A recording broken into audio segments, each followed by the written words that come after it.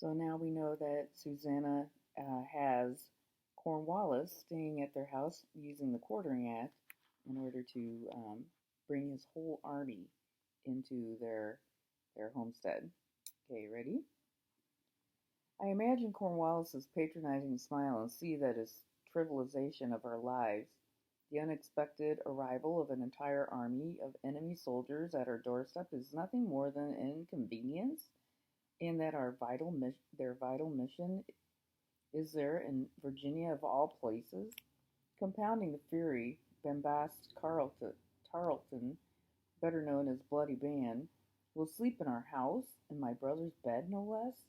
He's infamous for showing no mercy and taking no prisoners. Despised among patriots for unparalleled savagery, he earned another nickname, the Butcher, for massacring hundreds of Virginians at the Battle of Waxhaws down in South Carolina. Even more appalling, the soldiers were surrendering, many down on their knees. However, I take however, I take smug satisfaction that we wounded him at Guilford Courthouse. In fact, I know he lost two fingers during battle. It wasn't nearly enough suffering for him, but at least we avenge ourselves in part. Despite my devout and Anglican upbringing, I wish him nothing but searing pain, burning in the fires of hell for the eternity. Cornwallis continues with an irritable edge to his voice. Lady Bowling, might we step aside and escape this blistering Virginia sun of yours? Certainly, General. Mother's voice is polite but cold. As Penny and I ferry more prized possessions into the tunnel, heavy boots stomp into the house above us like a herd of cattle. The floorboards the father installed with such love now groan and bow under the excessive weight. My gaze floats upward, fearful Cornwallis and his henchmen will fall through the ceiling any second. So this is Bolingbroke on Mansion Hill. I was told it is the finest in the area. He sniffs with disdain. The remainder of my men are quartering elsewhere down by the river. I picture his aristocratic nose pointed in the air. It's a wonder I could hear him with all the ferocious pounding of my heart. Although I scold at his pretension, my knees shake like there's an earthquake underfoot. Apparently the finest Georgian house in Prince George County just can't compete with the Boney of England. For 2 days after the Battle of Guilford Courthouse, the Redcoats became separated from their camp and slept out in the pouring rain. Surely our Bolingbroke is preferable to those bloody saturated fields reeking with hundreds of decomposing bodies. Cornwallis has no right at all to be here, let alone belittling the quarters taken by force and intimidation. He should be beyond grateful to step foot into such a lovely plantation for every morsel of nourishment stolen from its grounds. Suddenly I realize that our neighbors are under siege as well, including Betsy. As much as I loathe her, I hope she is coping better than me. Indeed, it is, sir. Another, although Mother must be choking back a stinging retort, her voice is strong and steady.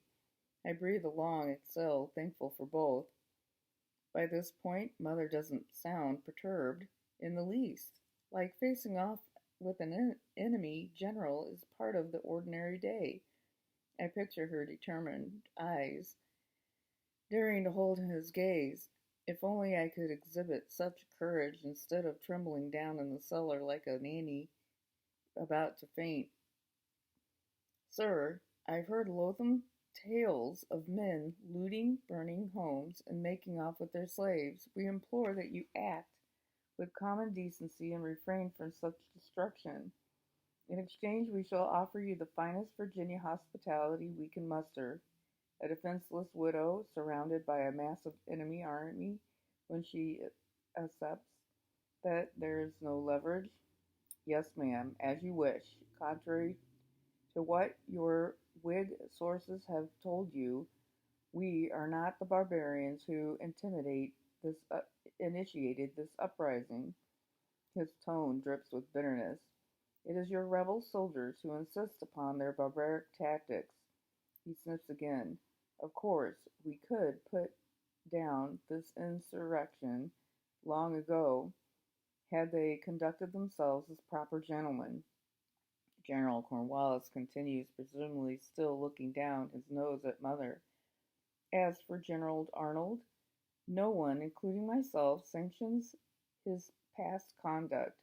I'm sure you will be delighted that I have taken command of his troops and dispatched them back to New York. And being said, I must remind you that the owner of Berkeley Plantation committed the highest form of treason by signing the mutinous declaration and leading meetings for the blasphemous Articles of Confederation. He should consider himself quite fortunate that he and his family escaped with their lives. Dead silence follows as I exchange worried glances with Penny. We are frozen, afraid to move. Presumably Mother is doing all she can to stifle a bitter rebuke.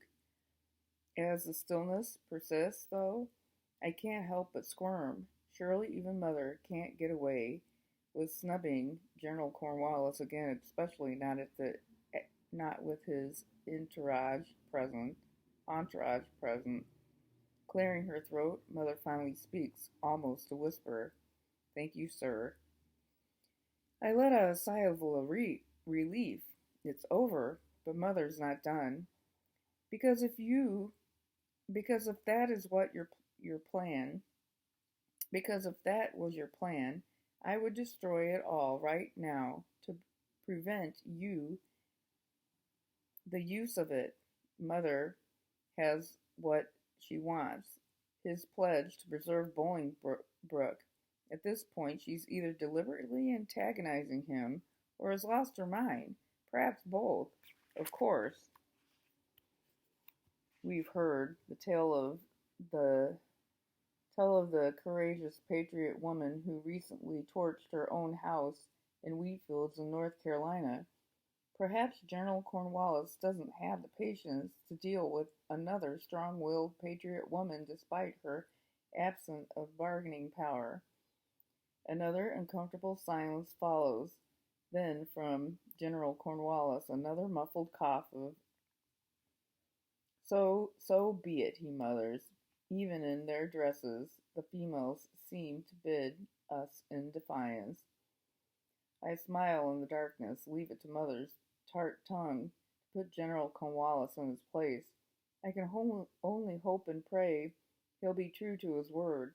Unfortunately, he won't know until the loathsome army finally removes its tentacles from our home. Oh my, she now has the gall to add another demand. Sir, with all due respect, my daughter is also here in the residence. I request your assurance she will remain unbothered by your men. Certainly, madam, as you said, provided we will treat to the best of our hospitality, we shall endeavor to do the same.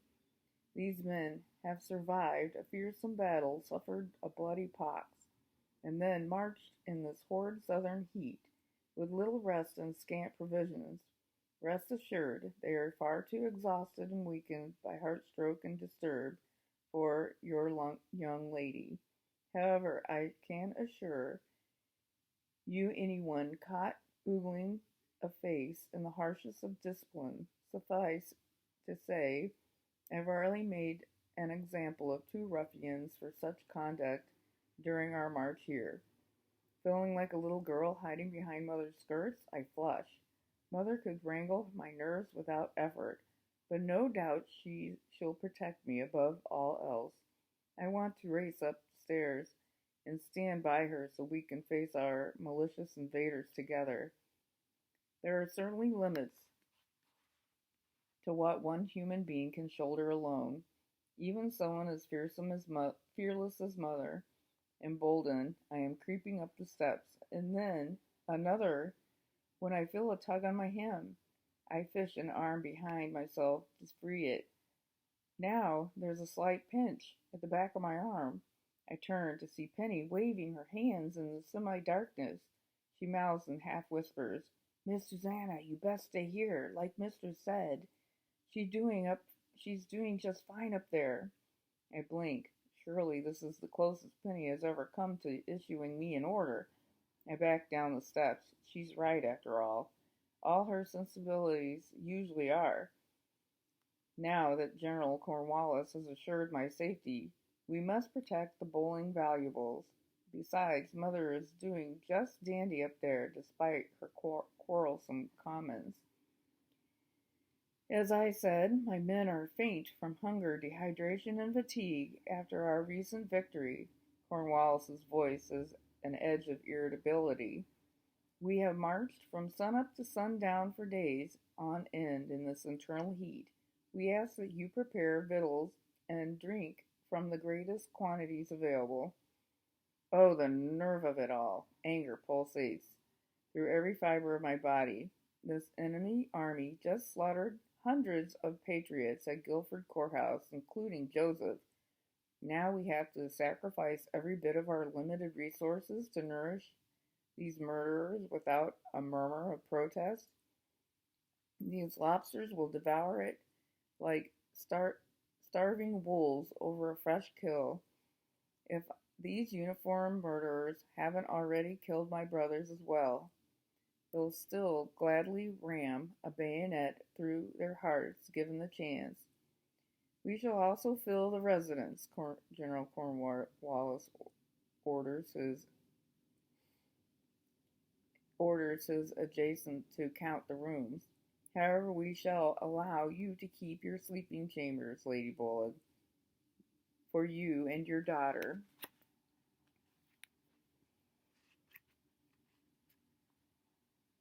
How to allow mother to sleep with her how to allow mother to sleep in her own bed as I bristle with indignation. I can only imagine her reaction. So they're taking over my room as well, sleeping in my very own bed, leaving me to cower with mother in her four-poster. Of course, I'll feel much safer there, but the indignity of it all rankles with me down deep in my bones. I suffer an invasion like this. I just can't. It just isn't right. Frustration bubbles up within me, threatening to spill over. Alas, as usual, there's nothing I can do. There's no way a patriot girl can fight back against a British general, especially when he has his army at the ready outside our front door. Cornwallis's man returns, announcing that to General Cornwallis will occupy my room. Perhaps even more repulsive, though, Colonel Tarleton will spend the night next door in Stiff's bed. General O'Hare will take Alexander's room. Although equally swallowed up by fear and rage by my repulsive occupation, I can't help but take solace. Since Mother's bedroom is on the main floor, at least a flight of stairs will separate us from the vile captors. I have a mind to climb onto the roof tonight and set the house ablaze. With that, I could eliminate Cornwallis, General O'Hare, and of course the wicked butcher. Regaining my senses, though, I pushed the far-fetched plan out of my mind. Alas, such daydreams are futile. If high time to accept reality, as Mother had said, there's nothing more than prisoners in our own home. Oh, to be powerless. There's nothing I can do to change our situation or the outcome of this grisly war. I'd only create more strife than anyone ever could imagine. I whispered to Penny, "What are we going to do? If the other generals see us coming up the stairs, everything down here will be lost. But they'll find us down here soon enough." I know, It won't be long before they do a full search of the house. We may as well just hand over all of Mother's favorite silver tea trays. Penny withdraws for a moment and then perks up. How about we hide in the tunnel? We can shut the door behind us. Still, though, what do we do next? That laid up general may never leave this house, and there's a regular standing guard upstairs. He'll hear us coming up those creaky steps. Then we have one choice, Miss Susanna. Penny takes a deep breath. We have to go out the other way. I'm flabbergasted. You mean go out to the dock? Are you mad? The face face all those redcoats head on. We'll walk right into the heart of Cornwallis's army. Miss Susanna, can't you hear all the ruckus still going on out there? Sounds like more folks be marching in, so you know the rest of them are busy waiting or setting up camp. The dock should be clear for a bit yet. We'd best go now, while we can. I give her a skeptical look, but she persists. I don't like it either, but we ain't got no choice. Soon these regulars will be all over the dock, soaking up their sweaty feet and fishing to fill their bellies. If we go right now, we'd be fine. The longer we wait, the worse it'll be getting. I sigh. All right, Penny, I don't have a better idea. Perhaps Penny and I can walk to the big house as if we'd been on the river, not hiding valuables in our secret tunnel. Leaving the door slightly ajar, we push ourselves in front, then squeeze behind them and pull the doors shut. Once in the brick-lined tunnel, I hold the lantern aloft to see our way. Nearing the exit, I notice two large water pitchers. Let's carry these out there and fill them. Nothing unusual about that. I shrug, forgetting I've never once had to gather water. That back-breaking job used to belong to Leroy 8 to 10 times a day, but now falls to Penny and Harriet. As we emerge onto the dock, the bright sun comes as a shock. It's no matter since I don't dare look anywhere but down. Penny and I kneel down and whisk our pitchers through the water, filling them to the brim. The surprising weight requires that I use both hands, and like Penny, finally I summons the courage to sneak a few furtive glances. I can feel my eyes bug out. Regulars swarm over our plantation like a mammoth red rug blanketing the land, covering everything but the river itself. Thankfully, we're behind the crowd, so no one has noticed us yet. Emboldened, I survey the layer of filth enveloping them like a heavy fog as if they haven't washed in months, which they probably haven't. Sprawling black blood-stained spots on their unkept coats now fade to pink from the glaring sun. Previously white, their breeches and leggings are now deep shades of mud and grime. Most suffer from limps of sort, and grievously wounded from the rest, perhaps just footscore. Needless to say, I'm shocked to find the world's most powerful army in such a sorry state. In a twisted way, though, it heartens me. At long last, the firm patriot resolve has weakened them beyond recognition. However, it also serves as a cruel reminder disturbing to me to my core. Without a doubt, our Continental Army is far worse off, including my brothers. Yet more regulars pour into Bolingbroke, swarming like a flocks of bees towards the already overflowing hive. It's a vast sea of shallow and unshaven faces with eyes red-rimmed and droopy as a pack of old hounds. They mill around the outbuildings, absorbing every resource before everything is depleted. They inundate the wash house, desperate to clean their layered wool uniforms grimy and reeking of sweat and dried blood. With their scrawny horses drooping with exhaustion, haggard soldiers queue up to the blacksmith shop, encircling the building several times within minutes. There isn't a man or a horse without a serious need for attention. The regulars carry nothing but their muskets, kidney-shaped tin canteens, and battered uniforms on their weary backs. They have no additional gear, not even a haversack. Lining the river bank, they alternate between chugging water and pouring it over their overhead in a cascade, while exploding in whoops and hollers. Others have already shed their filthy clothing to float in the cool water of the river. Their tiny heads bob up and down, dotting the river as far as I can see. Next comes the her, her Herculean task that Penny and I both dread. We must make our way through the massive influx of redcoats to the front steps. As we get out, I'm struck with a noxious stench of those grimy bodies. After I cough, I switch to breathing through my mouth. Then a rustling sound bubbles up from within the crowd.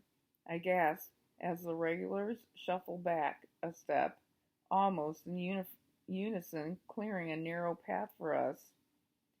With the parting of the Red Sea of troops, the sharp gazes of hundreds of enemy soldiers bore into my skull. Some scrappy-looking soldiers leer at me with oily smirks. Others wear an open look of pity, taking me by surprise. This is the most disconcerting. I didn't expect the slightest sign of compassion, although part of the gargantuan army, though they're all people, still individuals, I suppose. In my mind, I've always lumped all redcoats together as one faceless entity of vicious oppression. Perhaps some serve for no other reason than because their king demands it. My heart hardens. Those soldiers are probably the exception. With growing discomfort, I look down, comforted by the familiar sight of my round-toed leather shoes with their prominent brass buckles. In contrast, the soldier's footwear is so torn and ragged it could only offer scant protection at best. Many don't have shoes at all, only rough strips of cowhide tied around their feet with neckweed. It's a wonder they've marched 200 miles in the hot sun beating down on them every step of the way. Hopefully my brothers are fortunate enough to have shoes, but I know how unlikely that is. War makes no exception for anyone, not even for a family dating back to the Jamestown. It doesn't matter if Pocahontas is your grandmother, great-grandmother. If there aren't any provisions, then all soldiers go without. Those steps have never been so far away, I mutter to Penny. Penny squeezes in closer to me.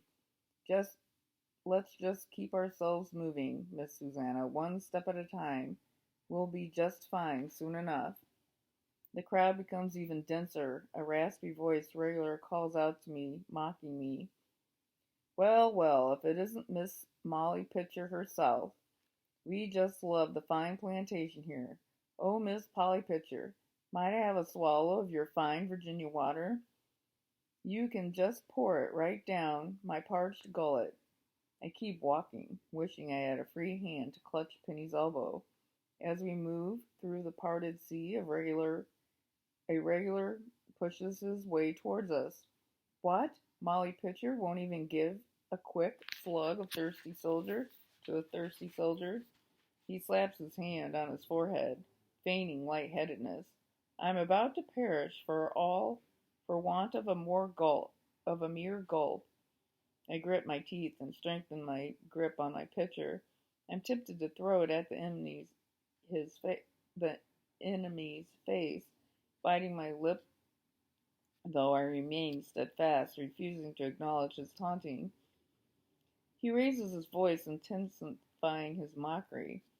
What, you can't spare even a sip of water? Just look at us, poor miserable blokes, so happy to see a pretty face.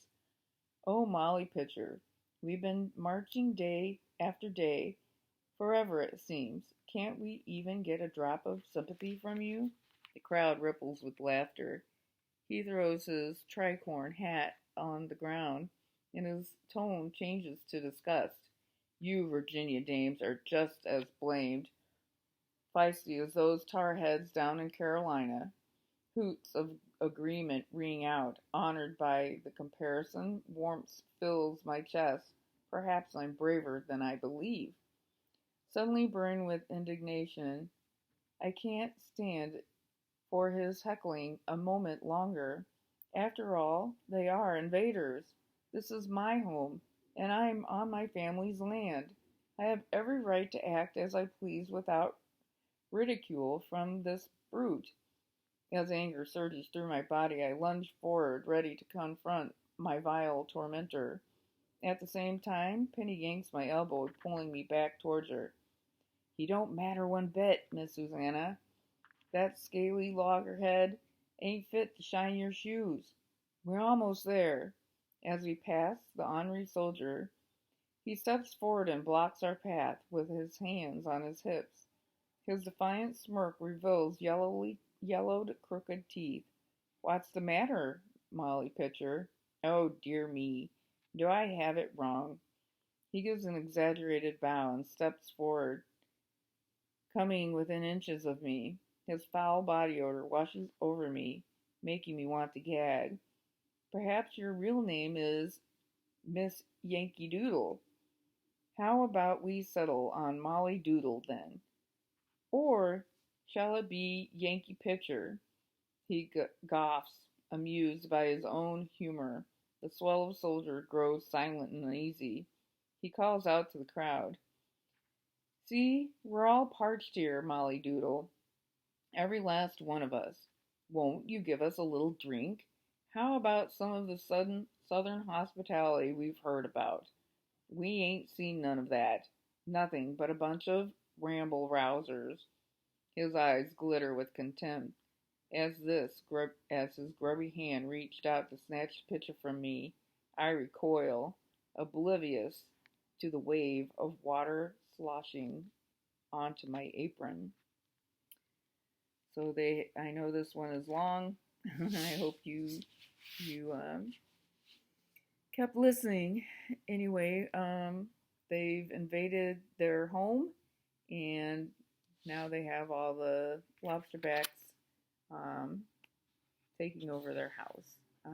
We'll see what happens.